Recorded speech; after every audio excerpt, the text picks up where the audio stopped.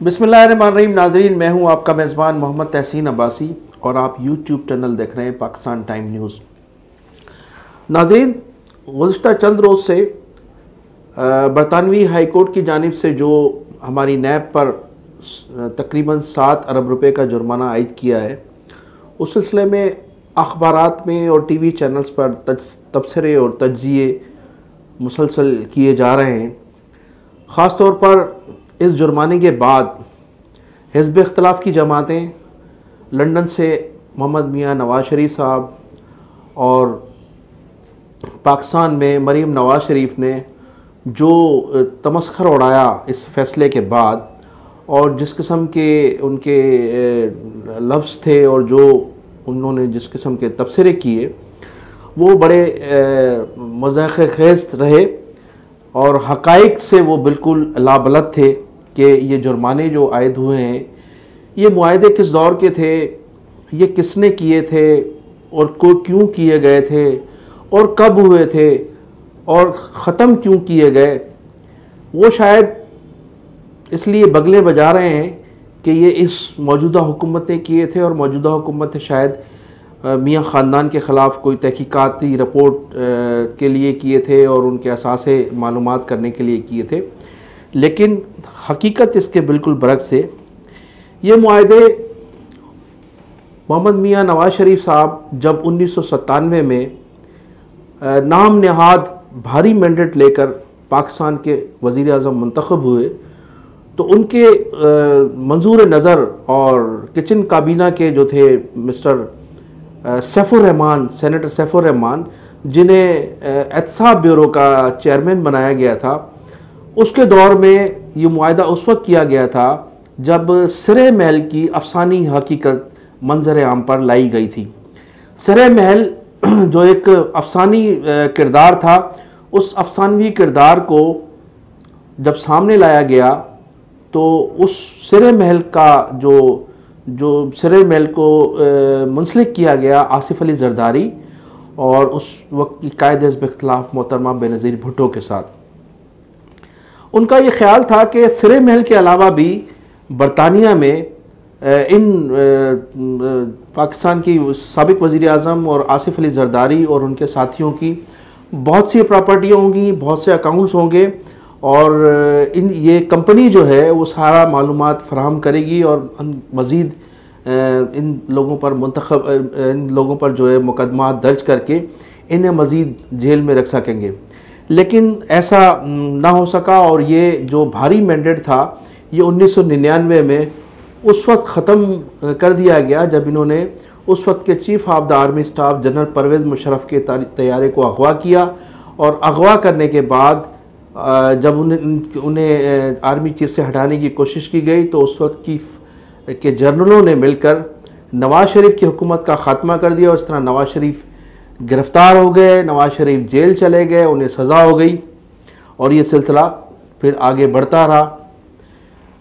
2003 तक ये जो ब्रॉडशीट कंपनी थी, ये नैब उस वक्त की नैब के साथ काम करती रही, बहुत कोशिशें की जाती रहीं, लेकिन 2003 में उस वक्त के सदर मुमलिकत जनरल परवेज़ मुशर्रफ के अहकामात की रोशनी में यकायक इस कंपनी से मुआहदा ख़त्म कर दिया गया। अब इस कंपनी से जो मुआहदा ख़त्म किया गया तो उसके जो पस मंज़र है वो कुछ इस तरह से है कि जब 2003 के इंतखाबात का वक्त करीब आन पहुँचा तो सदर मुमलिकत जनरल परवेज़ मुशर्रफ की ये ख्वाहिश थी कि पाकिस्तान पीपल्स पार्टी के साथ कोई डील की जाए और डील के ज़रिए मोहतरमा बेनज़ीर भुट्टो, जो उस वक्त एक मरकज़ी पूरी दुनिया में एक मरकज़ी किरदार थी और मुस्लिम उम्मा की वो क़यादत कर रही थी और पूरी मुस्लिम जो बेल्ट है उनकी जो थी वहाँ एक बड़ी इज़्ज़त समझी जाती थी, वहाँ पूरा जो मुस्लिम वर्ल्ड है वो उनको अपना लीडर तस्वर कर रही थी। परवेज़ मुशर्रफ की ख्वाहिश थी कि हम मोहतरमा बेनज़ीर भुट्टो को मुल्क की डील करके मुल्क का वज़ीर आज़म बनाएं ताकि वो जो मामलात हैं, इस जो गंभीर मामलात हैं 9/11 के बाद जो गंभीर मामलात हुए थे उनको वो संभाल सकें। डील का सिलसिला शुरू हुआ और डील का सिलसिला शुरू हुआ उस वक्त के मरहूम मखदूम अमीन फ़हीम साहब से। अमीन फ़हीम साहब को कई मरतबा बैक टू डोर डिप्लोमेसी के तहत बुलाया गया ऐवान सदर और उनसे काफ़ी मुज़ाकरात हुए और उनके ज़रिए जो मुज़ाकरात शुरू हुए तो इसी दौरान इस कंपनी ने एक तरफ मुज़ाकरात हो रहे थे, दूसरी जानिब ये कंपनी अपनी तहकीकात में मसरूफ़ थी। मोहतरमा बेनज़ीर भुट्टो के ख़िलाफ़ भी तहकीक हो रही थी और दूसरे जो लोग थे उनके ख़िलाफ़ भी मालूमात की जा रही थी कि इनकी कोई लंदन में प्रॉपर्टी या बरतानिया के किसी भी शहर में प्रॉपर्टी या जो भी अकाउंट है उनके मुतालिक मालूमात की जा रही थी। अब एक तरफ तो ये मुज़ाकरा जारी थे, दूसरी जानिब जब ये सिलसिला शुरू हुआ तो इस तमाम चीज़ों की शिकायत मोहतरमा अमीन फ़हीम साहब ने उस वक्त जनरल परवेज़ मुशर्रफ को ये बताया कि एक तरफ तो आप हमसे मुज़ाकरात कर रहे हैं, दूसरी जानिब आपकी ये एक निजी कंपनी जैसे गवर्नमेंट ऑफ पाकिस्तान ने हायर किया हुआ है वो हमारे ख़िलाफ़ तहकीकात कर रही है। तो चंद रोज़ के बाद ही सदर मुमलिकत साहब के अहकामात की रोशनी में इस कंपनी से जो मुआहदे थे वो ख़त्म कर दिए गए, जिसके बाद ये कंपनी ब्रॉडशीट लंदन की हाई कोर्ट में चली गई और ये तकरीबन उस वक्त से 2003 से ये मुकदमा चलता रहा। 2017 में जब ये मुकदमा ख़त्म हुआ तो इस मुकदमे के ख़ात्मे में भी नवाज़ शरीफ का उस वक्त बड़ा किरदार था और नवाज़ शरीफ ने जो है इस मुकदमे में बिल्कुल दिलचस्पी नहीं ली। इस वजह से नैब जो था ये मुकदमा हार गया और इस तरह से हुकूमत पाकिस्तान को ये जुर्माना अदा करना पड़ा। एक तरफ तो नैब की ये सूरत हाल है और दूसरी जानिब हमारी जो मौजूदा हुक्मरान हैं वो कहते हैं कि मैं किसी को छोड़ूंगा नहीं, मैं किसी को एनआरओ नहीं दूंगा, मैं किसी के करप्शन पर सौदेबाजी नहीं करूंगा। लेकिन अभी तक तो किसी नैबज़ादे को ना तो कोई सज़ा दी गई है और ना ही कोई अभी तक गिरफ्तार हुआ है, ना ही किसी को फांसी चढ़ाया गया है। महज दावे ही दावे किए जा रहे हैं। जो रिकवरियां हुई हैं वो तमाम की तमाम रिकवरियां पिली बार्गिन जो एक इनका मैं तो उसको काला कानून कहूँगा, उस काला कानून के तहत इन्होंने जो है रिकवरियां की हैं। जितना भी पैसा रिकवर हुआ है वो पिली बार्गिन के तहत हुआ है और पिली बार्गिन की सूरत हाल ये होती है कि अगर आपने 1 अरब रुपए की करप्शन की है तो उसमें आप अगर कुछ हिस्सा और कुछ परसेंटेज अगर आप अदा कर दें तो बाकी आपकी जो करप्शन की दौलत है, जो आवाम का लूटा हुआ पैसा है, वो जायज़ हो जाता है। तो इस वक्त सूरत हाल ये है कि जो पिली बार्गिंग के तहत जो रिकवरी हुई है वो तमाम पिली बार्गेनिंग के तहत हुई है और इस कानून को हमारी हाई कोर्ट और शायद सुप्रीम कोर्ट भी इसके खिलाफ फैसला दे चुकी है, लेकिन इस पर अभी तक अमल दरामद जारी है। अब मैं आता हूँ सिंध में जो सूरत हाल है। सिंध हाई कोर्ट ने तकरीबन 100 से ज़ायद ऐसे अफसरान के ख़िलाफ़ मुकदमा महफूज कर लिया है जो नैब में मतलूब हैं। नैब को मतलूब है, करप्शन में मुलव्वस पाए गए हैं, उनके ख़िलाफ़ बाकायदा मुकदमे दर्ज हुए हैं और वो लोग ज़मानतों पर आज़ाद हैं। उन अफसरान में ज़्यादातर वो अफसरान हैं जो अरकान असम्बली, सेनेटर्स,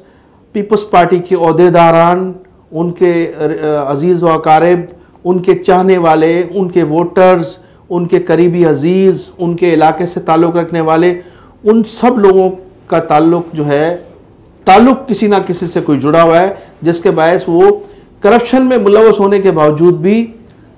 प्ली बार्गेनिंग के ज़रिए पैसे की अदायगी करने के बावजूद भी अपनी पोस्टों पर बरहजमान हैं। उनके कुछ नाम जो हैं वो मैं आपको बताता चलूँ। सिंध ब्यूरोक्रेसी में मौजूदा नैबज़दा तकरीबन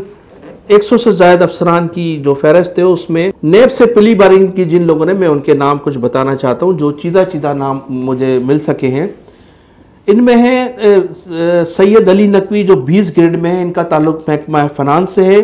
इन्हें वज़ीर आला सिंध सैयद मुराद अली शाह की ख़ास आशीर्वाद हासिल है। इन्होंने तकरीबन 12 मिलियन की रकम नैब को वापस की है और आज भी अपनी उस पोस्ट पर बरहजमान हैं। इसके अलावा ग्रेड 20 के अफसर हैं सुहेल बिचानी, जिन्होंने RBOD में अरबों रुपए की करप्शन के बाद महज मुबैना तौर पर चंद करोड़ रुपए नैब को प्ली बार्गेनिंग की सूरत में अदा किए हैं। महकमा आबपाशी के चीफ इंजीनियर हैं सैयद सरदार अली शाह, ग्रेड 19 में डायरेक्टर LBOD ज़हूर मेमन भी अरबों रुपए की करप्शन के बाद नैब को पिली बारिंग के बायस चंद करोड़ अदा करके दूध के धुले हुए कहलाए गए हैं। ग्रेड 19 के अफसरान में गुलाम मुश्तबा धामरा, हबीबुर रहमान शेख, सैयद जाहिद हुसैन शाह और कादर बख्श रिंद भी शामिल हैं, जो नैब को पिली बार्गिंग के तहत अदायगियों के बाद बाइज्जत तौर पर नैब से छुटकारा पा चुके हैं। 17, 18, 19 ग्रेड के 60 से जायद ऐसे अफसरान भी नैब से पिली बार्गिन कर चुके हैं जिन्होंने अपने अपने महकमों में अरबों रुपए की करप्शन की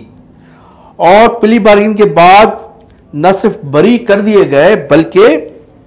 दोबारा इन्हीं अफसरान को पोस्टिंगें भी दी जा चुकी हैं।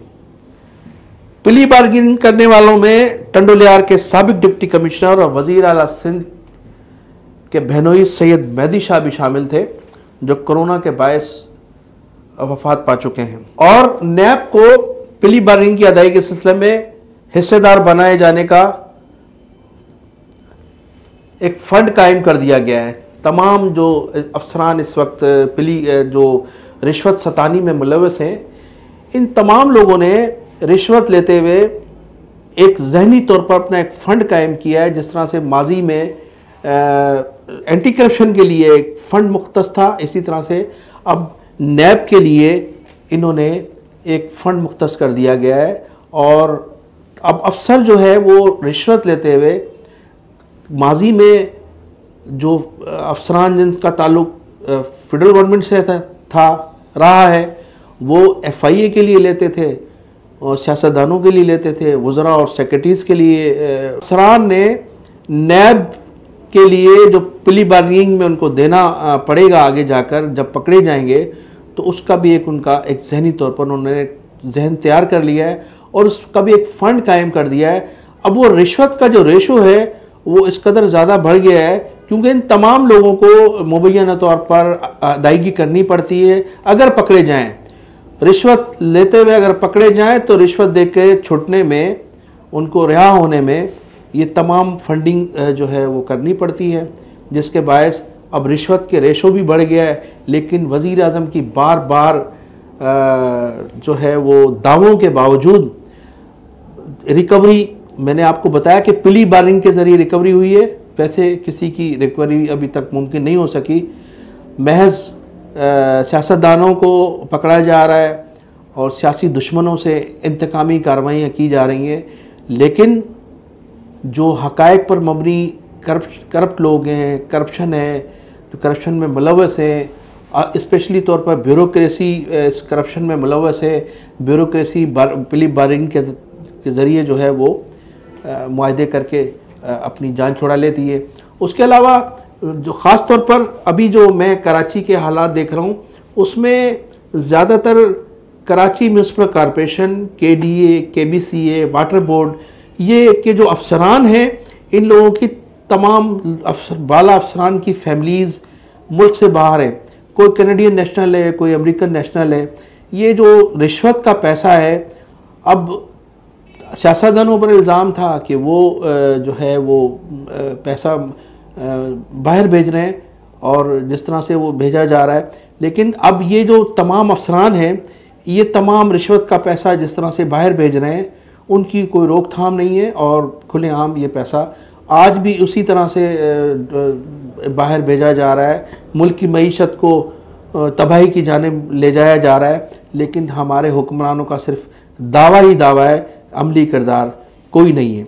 इन्हीं अल्फाजों के साथ मैं इजाज़त चाहूँगा। आप मेरे चैनल का भी ख्याल कीजिए और अपना भी ख्याल कीजिए और कोशिश करके मेरे चैनल को सब्सक्राइब भी कीजिएगा।